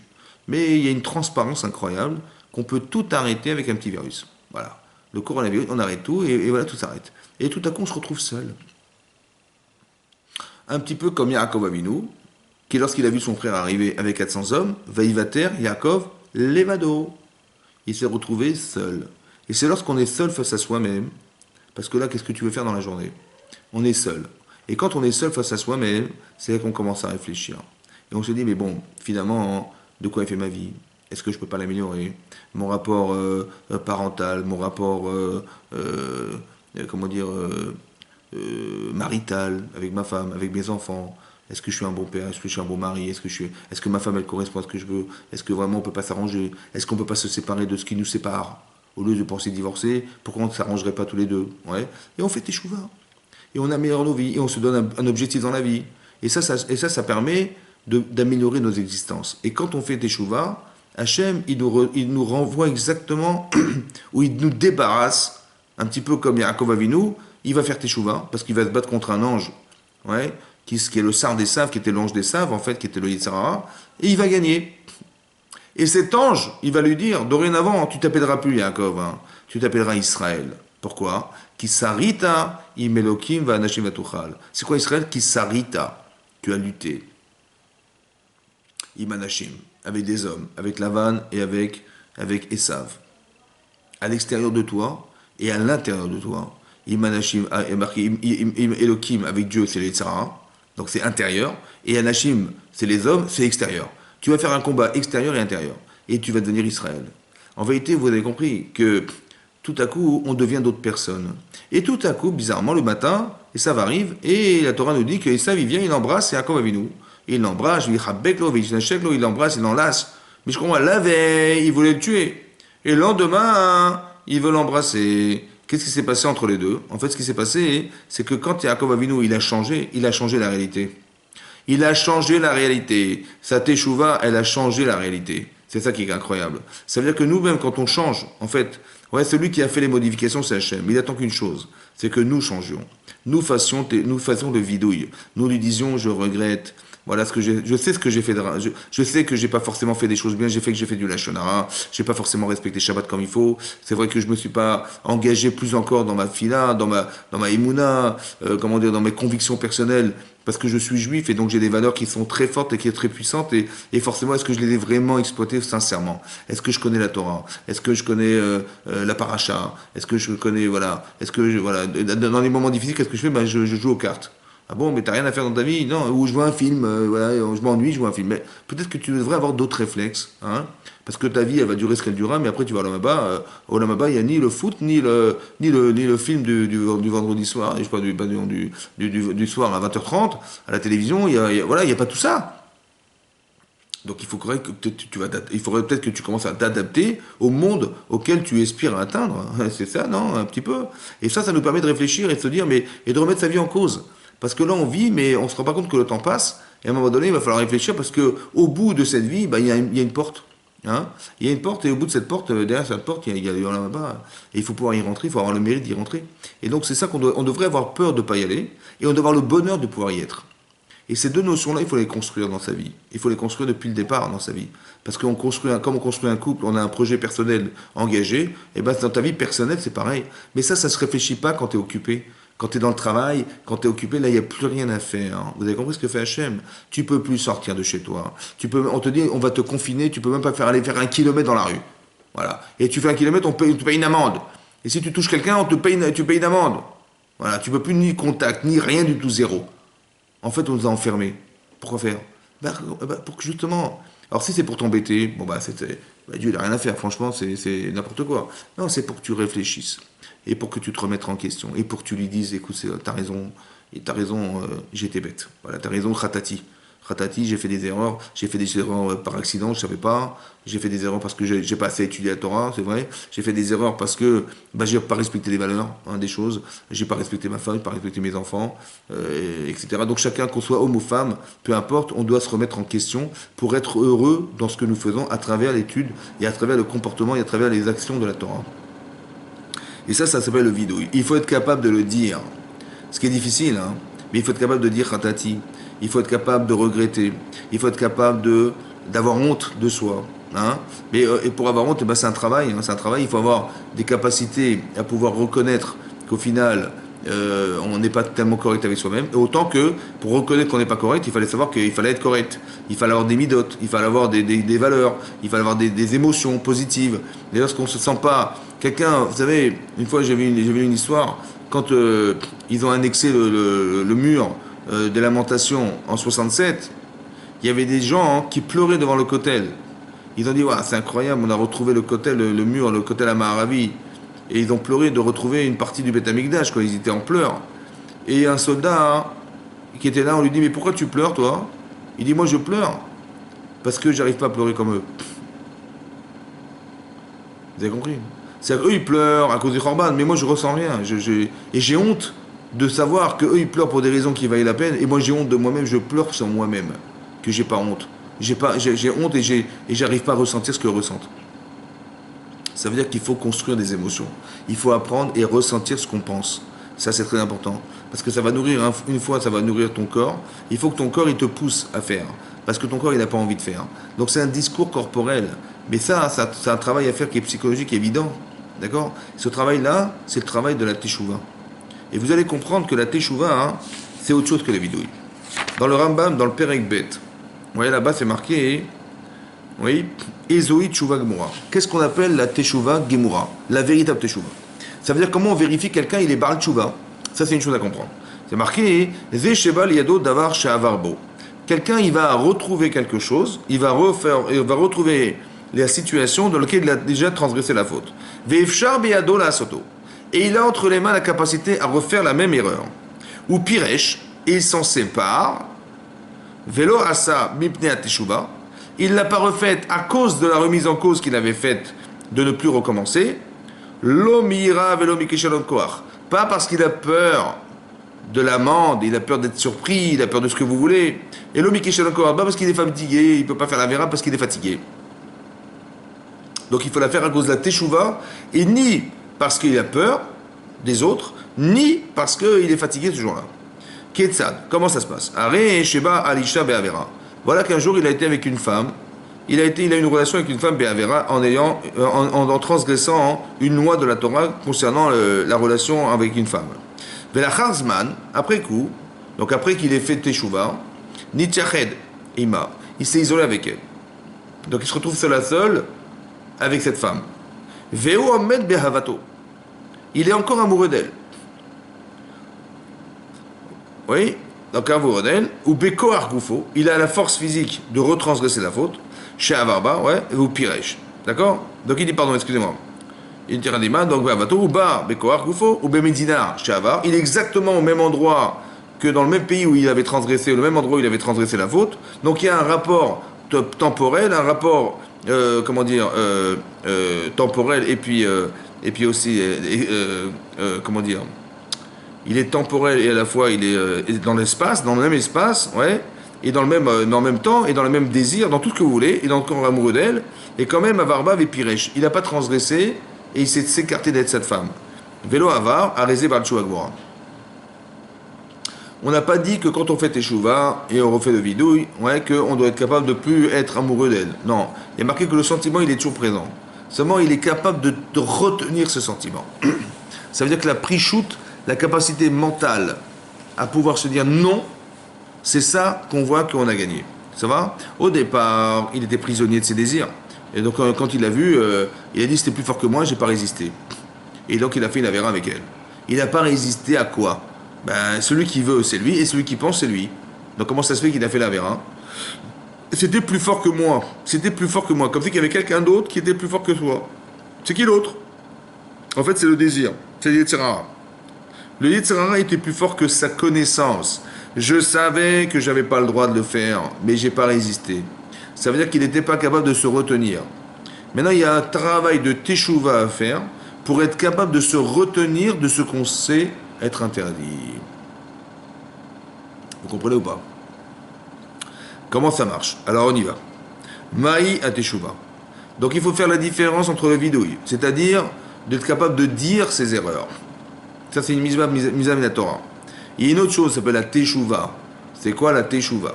Alors il explique. Maïa teshuva. Ou chez Azov achote cheto. Que le fauteur, il doit abandonner la faute. Abandonner la faute. Ça veut dire quoi? Bah, c'est soit de se dire que je ne recommencerai pas. Mais ça, on verra que c'est plus tard qu'on le verra dans la Rambam. Donc c'est pas ça. Abandonner sa faute, je pense, c'est abandonner les gens, les personnes, l'endroit qui me pousse à fauter. C'est ça d'abandonner. Il faut être capable de l'extraire de son esprit. C'est dur, hein. et qui va conclure dans son cœur, chez l'Oyaraseu, qu'il ne recommencera plus à refaire cette faute. Chez Neymar, Yaazov Rachat Darko. Il va abandonner le rachat son chemin. Veched Itnachem. Et ainsi il regrettera, Al Shavar sur le passé. Chez Neymar, qui achare Boshuvi Nechamti. V'yaïd alav Yodé Atalomot, chez l'Oyashu Lazachet Olam. Il faut que témoigne Hachem qu'il ne recommencera plus à fauter. Ça va?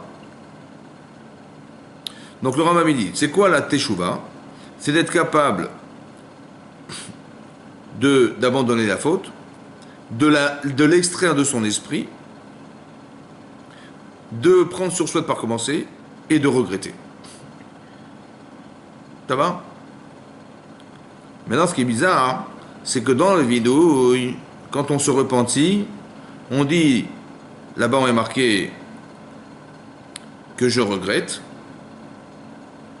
j'ai honte, et après je prends sur moi de ne pas recommencer. Donc je regrette ce que j'ai fait. Dans le vidéo, je dis à Hachem, je regrette, je recommencerai, je regrette, j'ai honte de moi, et je prends sur moi de ne pas recommencer. Et dans la Teshuvah, c'est l'inverse. C'est que je prends sur moi de ne pas recommencer. Et après je regrette. Pourquoi c'est inversé?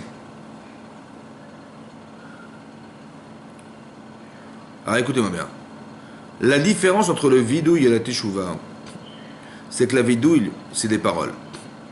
Je dis, voilà ce que j'ai fait, voilà ce que j'aurais pas dû faire, voilà, blablabla. Je parle. En fait, je parle à Hachem et je me parle à moi-même. Mais la Teshuvah, c'est autre chose. La Teshuvah, c'est physique. Il faut agir. Par exemple, imaginez-vous quelqu'un qui vit dans une cité. Voilà, il vit dans une cité, livré à lui-même, ses parents ne s'occupent pas de lui, il n'a aucune éducation, il ne va pas à l'école, il fait l'école buissonnière. Bon, il a 14 ans, il est livré à lui-même. Qu'est-ce qu'il va faire de sa vie? Il dit, mais il a besoin d'argent. Il faut bien qu'il s'achète des choses, il a besoin d'argent pour s'acheter des cigarettes, pour s'acheter sa PlayStation et son truc là. Mais ses parents, ils n'ont pas d'argent. Qu'est-ce qu'il va faire? Il va commencer à braquer des enfants qui ont des vélos. Ça va? Dans la rue, il voit un enfant, il a un vélo au square là-bas, il court derrière, il lui arrache son vélo, il prend son vélo, il se sauve. Qu'est-ce qu'il fait avec le vélo qu'il a volé? Il le revend. Et avec cet argent, voilà ce qu'il gagne, il gagne de l'argent. Et voilà, et monsieur, qu'est-ce qu'il fait? Il est devenu un braqueur de vélo. À 18 ans, il vole des motos. Après, il vole des voitures. Donc, il vole des voitures, il a un hangar qu'il a loué, hein, un grand hangar qu'il a loué. Et qu'est-ce qu'il fait? Il vole des voitures de luxe. Hein. Au fur et à mesure, il vole des voitures de plus en plus importantes, de luxe. Et comme il a un ami qui travaille à la préfecture, il lui donne un petit billet, il lui fait des faux papiers. Et il a des cartes grises, et il revend les voitures avec des vraies cartes grises, et la plaque d'immatriculation et tout ça, avec des voitures volées. Et il gagne bien sa vie. Voilà. Monsieur, c'est un vrai brigand, bien organisé, il gagne bien sa vie. Bon. Mais il dit, bon, les voitures, il faut les voler, il faut les stocker, après il faut les cartes grises, il faut les machins, voilà, c'est trop compliqué, ça devient plutôt plus compliqué. Donc qu'est-ce qu'il fait? Après, il dit, bon, je vais faire des trucs plus simples, à mi-temps, je vais vendre de la poudre blanche à mi-temps. Voilà, donc qu'est-ce qu'il fait? Il a son petit bureau, il a 2 tiroirs, il travaille, monsieur, de midi à 16 heures, hein, mais 4 heures par jour, de midi à 16 heures, et il vend de la drogue, ouais. Et qu'est-ce qui se passe? Donc il gagne 40 000 € par mois en travaillant à mi-temps. Bon, il fait ça pendant quelques années, et un beau matin, à 6 heures du matin, il a une petite visite. À 6 heures du matin, on tape à la porte, mais on lui arrache la porte. Il dit, mais qu'est-ce qui se passe? Qu'est-ce qui se passe? Et voilà, donc c'est la police qui arrive. La police, elle arrive, elle braque, elle met un pistolet sur la tête. Il dit, monsieur, suivez-nous. Il fouille la maison, il trouve de l'argent liquide, il trouve de la drogue dans les tiroirs. Il est jugé, condamné, monsieur, 15 ans de prison. Bon. Il a 25 ans, 15 ans de prison. Il sort au bout de 40 ans. À 40 ans, il sort. Au bout de 15 ans, il sort de prison, il a 40 ans. Bon, monsieur, il a 40 ans, et il est bien embêté. Il ne sait pas quoi faire. Parce que maintenant, il n'est pas content, parce que bon, d'un côté, sa vie, elle est triste, hein, franchement, il a 40 ans, qu'est-ce qu'il va faire dans sa vie? Et d'un côté, il peut retourner dans la drogue, il va très très bien gagner sa vie, mais il peut retourner en prison, ça ne lui plaît pas trop, mais bon, c'est intéressant sur le plan financier, c'est super, mais sur le plan vital, c'est pas terrible. Et d'un côté, sinon, il va porter des cartons dans un magasin et pour ranger ou pour stocker la marchandise ou pour ranger dans les rayons, mais il va gagner 1000 euros. 1000 euros à plein temps, 40 000 euros à mi-temps. Bon, il va être tranquille, mais il va gagner 1000 euros. Et l'autre, bon, mais en plus de ça, ses anciens collègues, il lui téléphone, il dit, mais tu sais, c'est pas comme avant, maintenant on s'est organisé, on vend de la drogue, la police on a dans la poche, t'inquiète pas, vas-y, reviens, il est très tenté de revenir, et tout est pensé, tout est organisé, t'inquiète pas, tout va bien se faire. Il est très tenté, il sait pas comment s'arranger. Le Rambam, il lui dit, écoute mon chéri, Ya'azov et Tachet, il faut abandonner la faute. Oublie ton passé, oublie ces gens-là, débarrasse-toi d'eux, sauve-toi de là-bas. Azov et Tachet. Oublie la faute. Débarrasse-toi de la faute. Ça veut dire débarrasse-toi de ces gens. C'est ça que ça veut dire la faute. Là où tu sais que tu vas fauter, tu vas craquer, ben va-t'en. Bon, alors il s'en va. Bon. Finalement, il a été courageux, il s'en va. Il va céder les 40 000 euros pour 1000 euros. Donc il va taper à la porte. Il va taper à la porte de son employeur. Il va dire, voilà, ben messieurs, vous allez porter des cartons toute la journée. Bon. Le premier mois, hein, il arrive à la fin du mois, il est crevé. Il a porté des cartons toute la journée. Et on lui a remis un chèque de 1000 euros. Wow, c'est dur, hein, parce qu'il a le chèque de 1000 euros dans la main. Il dit, voilà, mais j'ai travaillé à plein temps, je suis fatigué. Alors que j'aurais pu travailler à mi-temps, j'aurais gagné 40 fois plus. Et bon, alors, le Rambam m'a dit, Azov. Bon, après, il me dit, mais comment je vais faire? Mais il faut que tu sois Gomer Belibécha. Il faut que tu te prennes à deux mains et tu te dis, non, j'arrête et je ne recommencerai plus. Tu prends surtout de ne pas recommencer. C'est très dur, hein, 1000 euros, alors que tu avais 40 000. C'est dur. Mais non, prends sur toi de ne pas recommencer. On dit, ok, allez, 1 mois, 2 mois, il est fort, il est dur, il repense, il dit, mais je vais arrêter, Il dit, non, il faut que tu forces, il faut pas que tu recommences, il faut que tu prennes sur toi de ne pas recommencer, t'as joué, tu vas pas recommencer. Alors, accomplis ce que t'as dit. Et il y va, il force. Au bout d'un an, son salaire, il est passé de 1200 euros, il est passé à 1500 euros. Il a rencontré une jeune femme, bon, il s'est amoureux chez elle, et finalement, ils se sont mariés.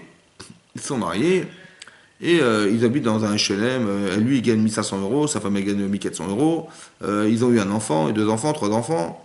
Après, il dit à sa femme, écoute, ma chérie, voilà, on gagne un salaire chacun. Tu penses pas qu'on devrait trouver un petit pavillon, où on devrait s'installer un peu chez nous, avoir nos aises et tout? Il dit, ouais, pourquoi pas? Ils font des recherches, ils regardent dans les annonces, et ils cherchent partout, ils trouvent rien. Puis tout à coup, ils ont vu une annonce superbe, un pavillon avec un petit jardin. Ils ont 3 petits-enfants, et c'est super, ils vont pouvoir s'installer. Mais bon, il faut aller voir les banques. Alors ils vont voir les banques, ils présentent leur fiche de paye, et etc., etc. Et puis bon, on leur refuse leur crédit, à droite, à gauche, 1, 2, 3, 4, 5 banques, tout le monde refuse. Et à un moment donné, la banque, elle accepte. Et une banque a accepté le crédit. Ils étaient super heureux, ils ont été voir le vendeur, ils ont dit, voilà, on a trouvé le truc, on a trouvé la banque et tout, on a le crédit, et ils ont acheté leur maison. Au bout de 3 mois, ils ont pu s'installer. Donc ils ont emménagé dans ce nouveau pavillon.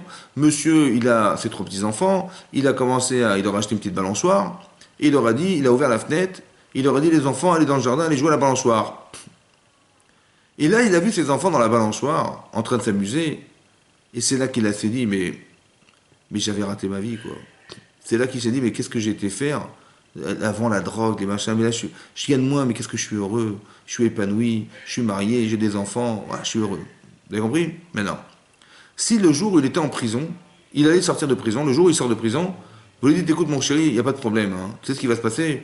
Tu vas te marier, tu auras des enfants, tu vas gagner 1000 euros, mais tu seras heureux, tu n'auras plus de problème, tu auras des enfants, tu vas avoir tes enfants dans le jardin, tu vas voir la porte, tu verras des enfants qui jouent au jardin, tu vas être heureux. Mais de quoi tu me parles, n'importe quoi, de quel bonheur tu parles, n'importe quoi, je vais m'être heureux. Vous avez compris ou pas? Ça veut dire que tu ne peux pas expliquer à quelqu'un quelque chose qu'il doit faire. La Torah dit simplement, écoute-moi bien, tu ne pourras jamais regretter ce que tu as fait si tu n'as pas pris sur toi. Ça, c'est la teshuva. Il faut que tu sois capable d'abandonner ta faute. Il faut que tu sois capable de t'en débarrasser mentalement. Mais comment tu vas t'en débarrasser? Parce que tu vas remplacer l'un par l'autre. Et au fur et à mesure, ça va te prendre des années, mais au fur et à mesure que tu vas voir que tu es capable de vivre autre chose et autrement, tout à coup, ta vie va changer. Et c'est ça qui va faire que tu vas regretter. Et c'est ça qui va faire que tu vas te débarrasser dans ta tête de ce que tu pensais au départ. Les Asir et Marshava, c'est très dur. Mais c'est possible quand on a pris le temps de le faire. Mais il faut être dur. Il faut être très, très courageux et se dire, j'arrête, j'abandonne. J'abandonne et je ne recommencerai pas. Et vous avez vu que l'ordre des choses, on a d'abord abandonné. On s'est dit, on a d'abord pris sur soi de ne pas recommencer, dans la teshuva. Et maintenant qu'on a réorganisé sa vie, qu'on a une vie nouvelle, que le type il est marié, il a eu des enfants et tout ça, et c'est là qu'il dit, mais je regrette d'avoir été le premier. Vous avez compris? Que quand j'étais un brigand, j'étais comment dire, je volais, je machin. En fait, c'était une vie, mais c'était insupportable, et c'est pour ça que j'étais en prison. Je comprends maintenant pourquoi j'étais en prison.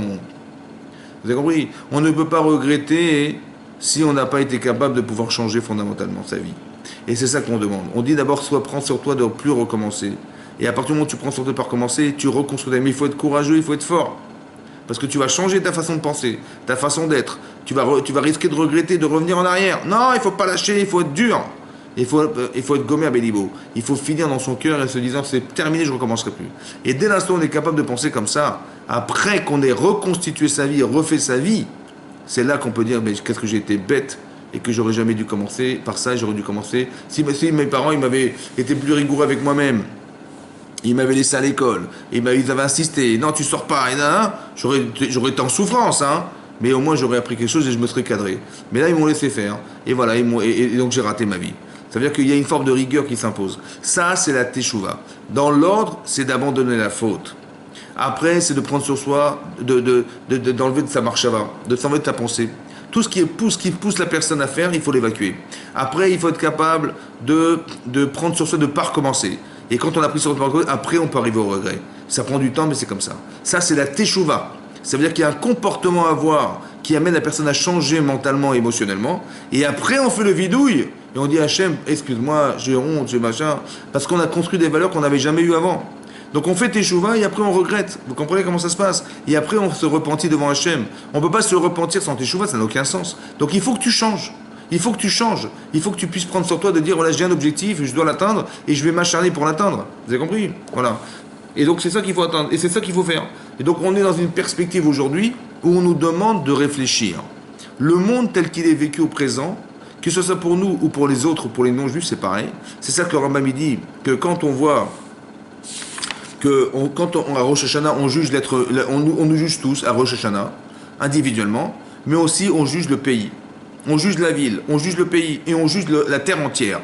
Comme ça, le Rambam explique dans le Péribet, il dit on juge toute la terre. Ça va? Et si on voit que majoritairement on a une tendance positive, alors le monde continue à vivre, ou bien nous-mêmes on mérite de vivre, mais si on est tendancieux inversé, qu'on est plus Avera que Mitzvah, à ce moment-là, hein, alors on peut disparaître. C'est bon? Et autant que nous on peut disparaître, autant que le monde peut disparaître. Et là on voit qu'on est arrivé à un monde qui disparaît.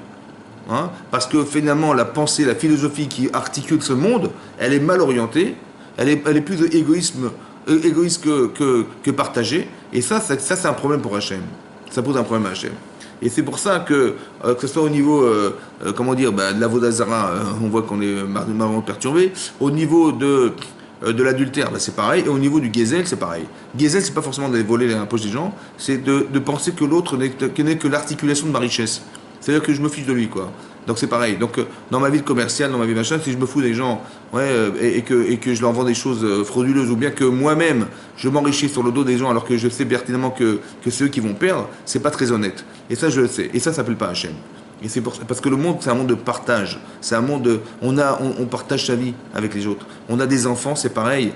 On va perdre du temps avec eux, on va perdre de la patience, on va perdre de l'argent. Mais on est heureux parce que la satisfaction que nous procure le fait d'en avoir, le résultat de ce qu'on a réussi à faire, la conséquence évidente de tout ce qu'on a investi, nous amène à une satisfaction qui est spirituelle. C'est ça qu'on doit atteindre. C'est ça qu'on devrait atteindre, c'est vrai qu'on devrait espérer. Donc on devrait regretter ce qui nous a amené à ne pas avoir de satisfaction. Et on devrait être heureux de savoir que tout ce qu'on va faire, on va se fatiguer, que c'est marqué Yagarta ou Matsata Ta'amin. Tu fais des efforts et tu trouves, tu peux croire. C'est-à-dire que ça passe par un effort. C'est comme ça. Il faut faire un effort dans la teshuva, il faut faire un effort dans sa vie de couple, il faut faire un effort dans sa vie, mais ça, il faut réfléchir, il faut étudier, il faut apprendre, il faut lire. Il faut lire. Et c'est dommage qu'il y a des gens qui ont pensé des choses qui pourraient nous prendre 40 ans pour les obtenir, et eux, ils les ont pensé, ils les ont écrits dans un petit bouquin. Alors lis le livre, instruis-toi, apprends des résultats de la réflexion des autres.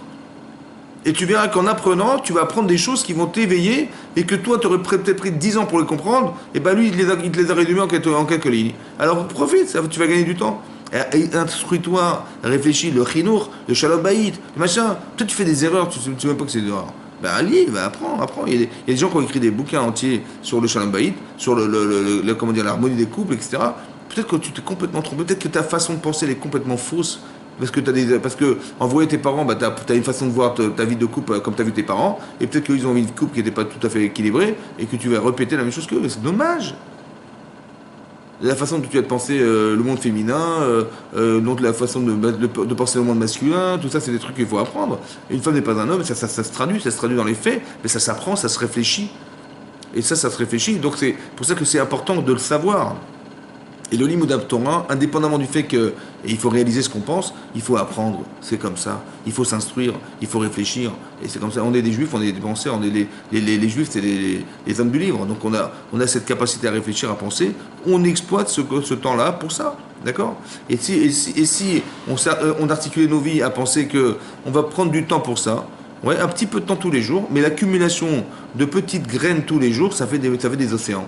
Alors peut-être des petites gouttelettes comme ça suffira pour faire que les gens vont se remettre en question et remettre en question la philosophie de sa vie, de repenser les choses, de réfléchir non plus comme avant, mais de voir à travers les lunettes de l'étude de la Torah qu'est-ce qu'Hachem il attend de nous. Et cette manière-là, hein, ça nous permettra, Bezat Hachem, de nous bonifier, d'être en accord avec Hachem, de toujours savoir qu'on ne peut rien faire seul sans Hachem. Il faut toujours demander une siyata d'Ishmaïa qu'Hachem nous aide à savoir et à mieux comprendre et avoir une clairvoyance et non pas être victime du regard des autres ou bien du regard fossoyé du Yetzirara. Et donc c'est important qu'on ait toujours une vision claire, une siyata d'Ishmaïa. On prie Hachem pour que justement à Tachonen la Da'at, que tu nous donnes un esprit clair et clairvoyant, qu'on puisse être toujours éclairé de façon cohérente. Et ça demande à Hachem.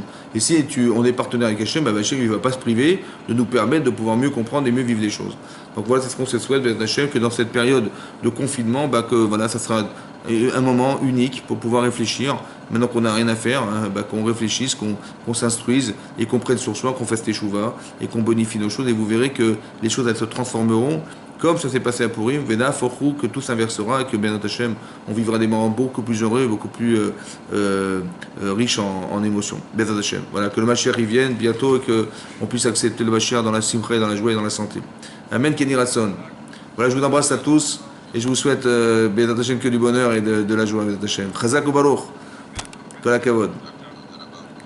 Je vous entends pas, mais on se souhaite de bonnes choses et des bonnes nouvelles. Amen.